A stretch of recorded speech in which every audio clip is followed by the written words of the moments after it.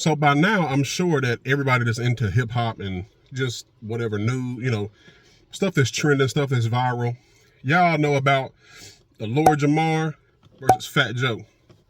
So, quick rundown of who these people are. More so Lord Jamar.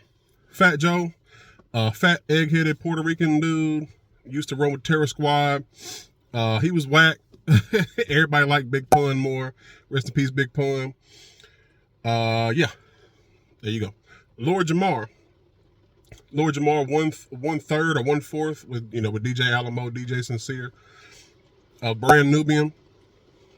Slow down. Punks jump up to get beat down. Grand Poobah, Sadat X, DJ Alamo, slash DJ Sincere, and Lord Jamar. Sadat X, the best one out the group. I don't want to hear shit, right? So, I think Fat Joe was doing an interview with Math Hoffer. Shout out to Math Hoffer, my Expert Opinion podcast and company, And something came up where Fat Joe was like, yeah, Puerto Ricans assisted it was there from the beginning in birthing hip hop. If you don't know nothing about Lord Jamar, for years, Lord Jamar used to be a very frequent guest on Vlad TV. He's known for saying things like white people are guests in the house of hip hop. He's known for saying things about Kanye. He say that gay agenda doesn't have a place in hip hop, which is true, which I believe that. He don't mess with Vlad no more because of the Farrakhan situation. When it comes to hip hop culture, Lord Jamar has made a name for himself speaking out against incorrect information and putting people in check. And he's all about, he's pro-black and all that kind of stuff right there. Okay. So now Lord Jamar is saying that, which I believe is to be true, that Puerto Ricans,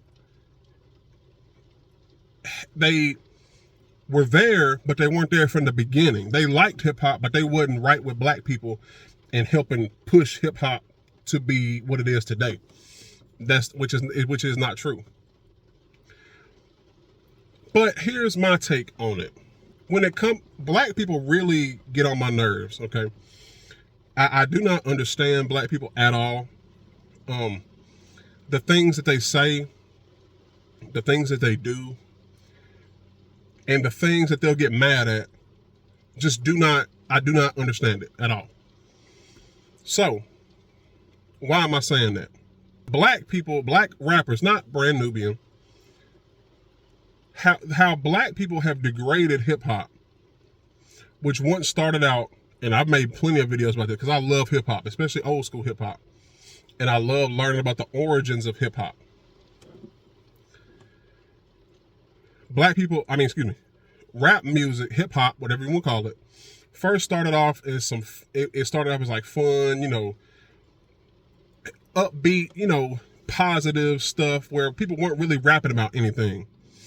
And then the song The Message came out. And that's regarded as one of the most important songs and hip hop songs, especially in the earlier days of hip hop, because that was one of the first songs that went, look where I live at. Not glorifying it, not talking about I'm gonna shoot you, kill you, not I sell dime bags and crack on the corner. Just look where I live at. There's broken glass everywhere. People walking around like they just don't care. It's like a jungle sometimes. It makes me wonder how I keep from going under, right? It went from that to the mid to late 80s with gangster rap. Probably starting with Schoolie D, but NWA made it popular to the point where everyone thinks NWA invented that, gangster rap, reality rap, whatever you want to call it. On the decline, and where you see it now. See, hip hop and rap music is probably up here in popularity, in sales and stuff like that. I'm starting to see a lot of people speak out against hip hop. Like they're getting tired of listening to it because it's nothing but violence, and that seed was planted back in the day. So why did I bring it up about black people? Black people have put on a pedestal these young guys who have degraded the art form. Have you noticed that These people will not, like, the person who they claim to invent hip hop, which is DJ Cool Herc, whatever. You notice he barely ever gets interviewed. So you'll interview all these little knuckleheads, but you won't interview the founding father? How does that make sense? Right? Another thing, they never know where to direct their anger. You started something, right? White people and Jewish people, whatever, the radio executives took what you started on the corner and they did what you couldn't do, which was monetize it. Then turned around and monopolized it. Where they ushered out that positive music, what I was talking about earlier, cornered it to where, and even Lord Jamar has spoken to this, to where they ushered out the positivity and started pushing negativity, right? To the point where people, black rappers, will condemn white rappers. Well, you trying to be like us? Y'all think y'all want to be us, but you don't want to be us. Your beef should not be with the rappers. If black people are so cool and so infectious and they want to be like us and you know, everything we do is so cool, well, you know, it was a matter of time before white folks and Asian folks and Latinos and whoever else wanted to do that too, right? But the like I said, the heads of these record labels is what really helped degrade the art form. There have been stories of record label executives, owners, whatever, being in public places. And when their artists' music, rap music would come on, they would leave. Straight up leave. Because they knew they didn't like it. They didn't like what they was talking about. It's just that we're making money off of him. But I don't want to hear this shit. You know? And black people have just this uncanny ability. They just never can seem to point the anger where it needs to go. No, Puerto Ricans was not there helping create. And I wasn't even there. I wasn't even nowhere close. I'm 29. But I can tell you that that don't even sound right. Okay? This whole argument, if y'all so pro-black and so foundational black Americans and all this, why is it that black folks always get things taken from them? How come when black folks take something, they can never just hold on to it? What is that? I've always wondered that. There's nothing that people look to black people to make except entertainment. But there's nothing that black people have, like we need black people for this. We cannot do this without black people. Black people are like the kid on the playground getting bullied all the time. Every time they get a new toy or something, they get a new coat or something for Christmas, here come the bully, just take it. And then it leaves black folks to just cry. They don't ever give us nothing. How come you won't make a black Superman? You mean to tell me a white man, you know, who don't even come from the planet, but he's still white? I mean, think about his weakness is the sun. Black, but we get energy from the sun. They want to be included in these white things, these Grammys, the Oscars. They ain't black enough. Ain't no black artists. Ain't no black superhero characters. But then when they have them, they won't take them seriously. And they won't create their own. There was no black person trying to create something that's on par with Marvel. And they can do that. There's nobody stopping them from doing that. They want to be included with white folks, or they just don't want to be excluded. I don't know what it is. Like I said, black folks is just so weird to me when it comes to that. They'll argue all day, do white people belong in hip hop? Do, you know, it's like, who cares about that? Do you not care that your art form that you love so much has died? Now, it's still going on as far as people still do it. People make money at it. But what it once was, what it stood for, is no longer like that.